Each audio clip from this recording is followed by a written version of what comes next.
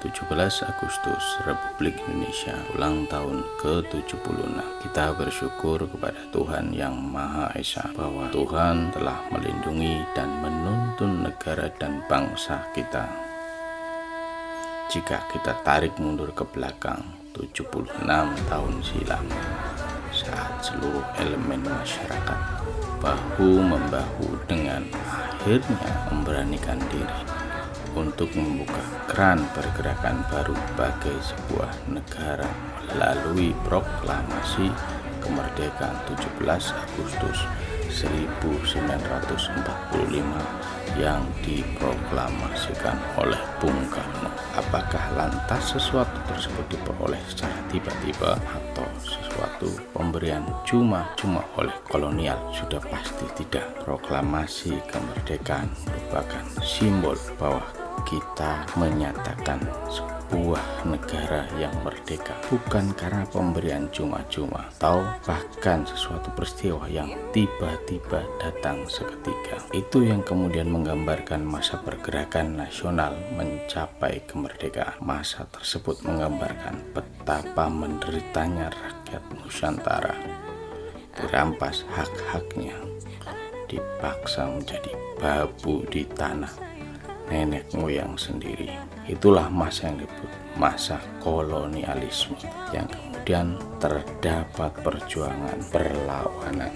Bayangkan, sejak 1605 Belanda melakukan aksi jajahannya terhadap bangsa Indonesia yang berlangsung selama 350 tahun. Berapa banyak sumber kekayaan alam yang diuruk, terlebih seberapa banyak rakyat yang menderita akan peristiwa tersebut, bahkan sampai nyawa menjadi bayarannya. Peristiwa tersebut yang akhirnya mengubah rasa ingin bangkit dari keterpurukan oleh penjajah, jiwa ingin merdeka dari imperialis. Maka terdapat sebuah perjuangan oleh rakyat Nusantara dari berbagai kalangan. Salah satunya kalangan tersebut adalah tokoh cendekiawan Jawa, yaitu Os Cokro Aminoto. Beliau merupakan salah satu tokoh pendiri syarikat Islam yang gigih membela kebenaran dengan cara menggugat ketidakadilan di masyarakat yang dilakukan oleh pemerintah Hindia Belanda. Dari Os Cokro Aminoto kemudian lahirlah beberapa pergerakan yang terhimpun dari berbagai organisasi untuk menentang kolonial. Salah satunya adalah Perjuangan Pemuda. Bung Karno dan Bung Hatta merupakan tokoh Dwi Tunggal yang mendapatkan amanah membacakan proklamasi kemerdekaan pada tanggal 17 Agustus 1945. Terdapat sejarah panjang dari perjalanan dua tokoh ini yang ternyata sejak muda sudah memulai gerakan politik kemerdekaan yang tujuannya adalah untuk bangsa Indonesia. Lantas, sekarang bagaimana pemuda milenial mengejawantahkan gambaran peristiwa sebelum kemerdekaan? Apa pentingnya kita, bangsa dan negara bagi kalangan pemuda? Kata Bung Karno dalam pidato saat ulang tahun proklamasi kemerdekaan Indonesia 17 Agustus 1966 di Jakarta.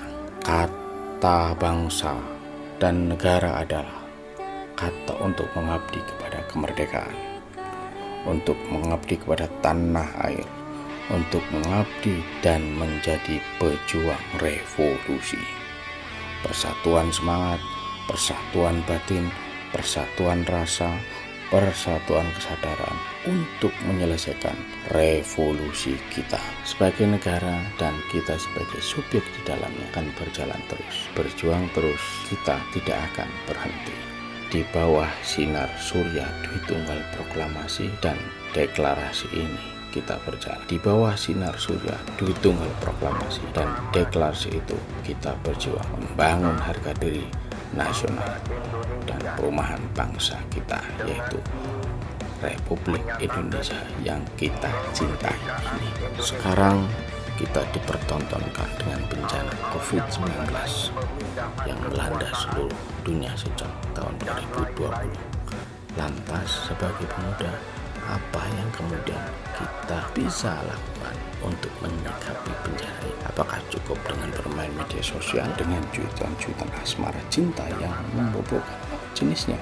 Atau cukup dengan ikut serta seperti orang-orang frustasi sampai ajal menjemputnya? Sangat tidak relevan jika pemuda dengan darah yang membara, jantung yang selalu berderu, dan akal yang ideal untuk berdiam diri dalam suatu peristiwa yang serba menimbulkan ketidakpastian ini. Maka menurut Bung Karno bahwa rakyat butuh penyambung lidah, butuh jembatan aspirasi. Siapa itu aktornya? Yaitu pemuda. Kata Bung Karno tersebut akan terlaksana jika pemuda cukup berpengetahuan. Maka yang dipupuk bukan saja tanah yang akan ditanam, tetapi bagaimana cara berpikir yang harus dipupuk juga agar bisa menghasilkan tanaman yang berkualitas. Kata Bung Hatta, jembatan Indonesia merdeka haruslah berawal dari pendidikan yang mumpuni, pengetahuan yang luas, yang akhirnya akan muncul jiwa nasionalis sejati. Tanpa pengetahuan itu, hanya angan-angan yang melambung di langit tanpa ada proses penerapan dan penyelesaian. Ayo bergerak, ayo memulai. Apapun yang kita lakukan, jika memang itu untuk suatu kebaikan, maka yakinlah, seyakin-yakinnya bahwa Tuhan Allah Subhanahu wa Ta'ala akan meridhoi setiap langkah kita ke depan. Bangsa dan negara ini akan mengalami fase di mana setiap kebijakan dan arahan dipegang oleh generasi sekarang. 10 atau 15 tahun ke depan, pemuda saat ini akan mendapati sebuah ujian maha berat. Maka sebelum mendapatkan ujian maha berat ke depan, pemuda perlu ditempa. Yang dalam cerita Jawa tersebut, cerita Gatot Kaca di Kawah Candra Timur, yang mampu merubah sesuatu yang buruk dan busuk menjadi sebuah tatanan norma yang baik dan membawa ke arah bangsa dan negara ini pada cita-cita negara sampai pada titik keadilan sosial.